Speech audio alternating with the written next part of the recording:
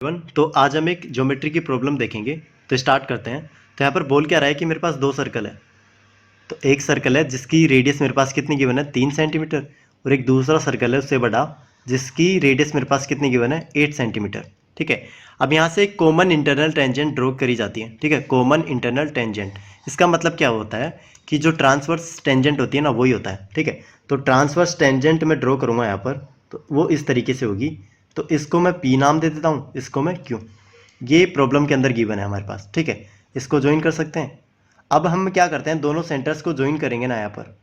तो दोनों सेंटर को ज्वाइन करेंगे तो जो स्मॉलर सर्किल है उससे डिस्टेंस कितनी होगी इस पॉइंट की। लेट्स से इस पॉइंट का नाम क्या है एक्स, ये होगी 5 यूनिट। ठीक है, यूनिट के अंदर गिवन है तो ये 5 यूनिट होगी। तो इस केस में हमें बताना क्या है, पी क्यू की लेंथ बतानी है। ये पी क्यू की लेंथ बतानी है। तो देखते हैं इस प्रॉब्लम को करेंगे कैसे। तो अगर मैं इस पॉइंट को ज्वाइन करूँ ना क्यू से, तो ये भी कितना होगा 8, क्योंकि रेडियस होगी एक तरीके से। कभी भी हम सर्कमफ्रेंस के पॉइंट को ओरिजिन से ज्वाइन करते हैं तो हमारे पास जो लाइन सेगमेंट बनती है ना वो हमेशा रेडियस होती है। ठीक है, अब यहाँ से देखो कि दो ट्रायंगल मेरे पास गिवन है यहाँ पर, ये वाला एंड ये वाला। तो इसको हम क्या करेंगे, सिमिलर प्रूफ करेंगे। तो सिमिलर प्रूफ करने के लिए 3 चीज़ इक्वल करनी पड़ेंगी मेरे को। तो यहाँ पर देखो ये एंगल मेरे पास थीटा है, तो इस केस में ये भी कितना होगा थीटा। ठीक है, अब यहाँ से देखो ये एंगल कितना बना रहा है, ये टेंजेंट है मेरे पास, तो ये एंगल मेरा कितना होगा 90 डिग्री। ऐसे ही ये कितना होगा 90 डिग्री।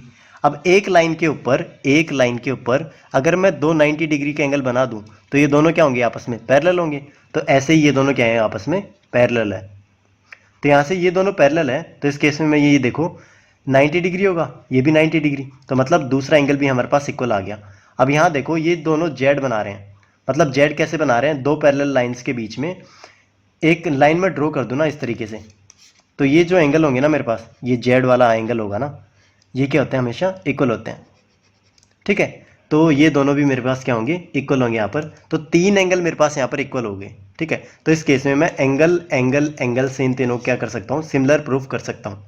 तो इस केस में अब मैं क्या करूँगा, यहाँ पर जो इनके साइड्स का रेशियो होगा ना, कौन सा, ये वाली साइड जो रेडियस है 3 अपॉन में ये वाली साइड जो रेडियस है अपॉन में 8, किसके इक्वल होगी, किसके रेशियो के इक्वल होगी, ये जो 5 है अपॉन में ये वाला ये साइड कितनी है मेरे पास, लेट्स से इसको O1 एंड O2, तो ये हुआ XO2 इक्वल्स टू, अब यहाँ पर देखो ये हुआ PX अपॉन में XQ।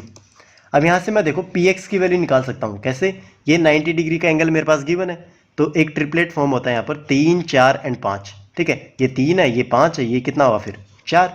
तो यहाँ पर मेरे पास PX की वैल्यू कितनी है 4। यहाँ से मैं XQ की वैल्यू निकाल सकता हूँ आराम से। वो कैसे निकालूंगा, इन दोनों को इक्वेट कर दो। तो XQ की वैल्यू कितनी है मेरे पास, ये हुआ 4 इंटू में 8 अपॉन में 3, ये हुआ 8 चौक 32 अपॉन में 3, तो ये हुआ 10 पॉइंट कुछ के लगभग मेरा आंसर आ रहा है। अब यहाँ पर देखो ये जो डिस्टेंस है ना मेरे पास XQ, मतलब ये वाली डिस्टेंस, ये कितनी है मेरे पास, ये है मेरे पास 10 पॉइंट कुछ आ रहा है। ठीक है, 10 पॉइंट कुछ, और ये वैल्यू पी की वैल्यू कितनी की है मेरे पास 4, तो दोनों को ऐड करूँगा तो कितना हुआ मेरा 14 से ज़्यादा आएगा, बट लेकिन 15 से लेस। तो इस केस में मेरा आंसर क्या है ऑप्शन सी। तो ऑप्शन सी इस केस में मेरा राइट आंसर होगा। Thank you.